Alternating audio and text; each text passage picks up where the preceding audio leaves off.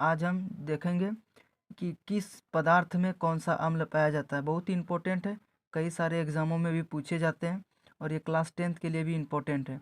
देखिए, जैसे इधर ये पदार्थ है और ये पदार्थ में कौन कौन सा अम्ल पाया जाता है वो इधर लिखा गया है। देखिए, जैसे संतरा एवं नींबू का रस, यह अंगूर हो गया, इसमें कौन सा अम्ल पाया जाता है? इसमें सिट्रिक अम्ल पाया जाता है। जैसे सेब हो गया तो सेब में मैलिक अम्ल पाया जाता है, ये कई बार एग्जाम में पूछा गया, आप लोग याद रखिएगा। सेब में मैलिक अम्ल पाया जाता है। और इमली में टार्ट्रिक अम्ल पाया जाता है। फिर सिरका में एसिटिक अम्ल पाया जाता है। एसिटिक अम्ल का ही रासायनिक नाम है एथेनोइक अम्ल। ऑप्शन में ये भी रह सकता है कि सिरका में कौन सा अम्ल पाया जाता है, तो एसिटिक अम्ल हो सकता है, नहीं तो ऑप्शन में रह सकता है एथेनोइक अम्ल। एसिटिक अम्ल का ही दूसरा नाम है एथेनोइक अम्ल। आप लोग याद रखिएगा, सिरका वाला बहुत इंपॉर्टेंट है। देखिए, फिर दही या दूध में लैक्टिक अम्ल पाया जाता है। ये दोनों पूछा जाता है, या तो दही पूछेगा या तो दूध, दोनों में लैक्टिक अम्ल पाया जाता है। फिर है अगला है टमाटर। टमाटर में ऑक्जेलिक अम्ल पाया जाता है। आमाशय रस, देखिए, या तो आमाशय रस या पाचक रस, इसमें हाइड्रोक्लोरिक अम्ल पाया जाता है।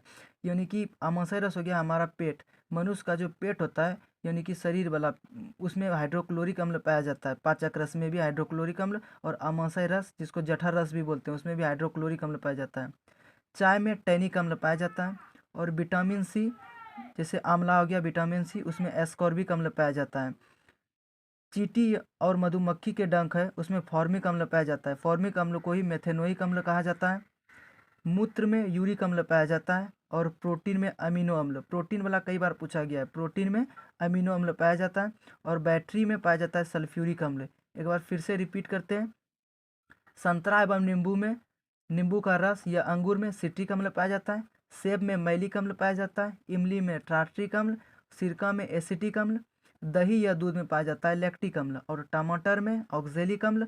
आमाशय रस या जठर रस या पाचक रस, इसमें हाइड्रोक्लोरिक अम्ल यानी कि HCl पाया जाता है।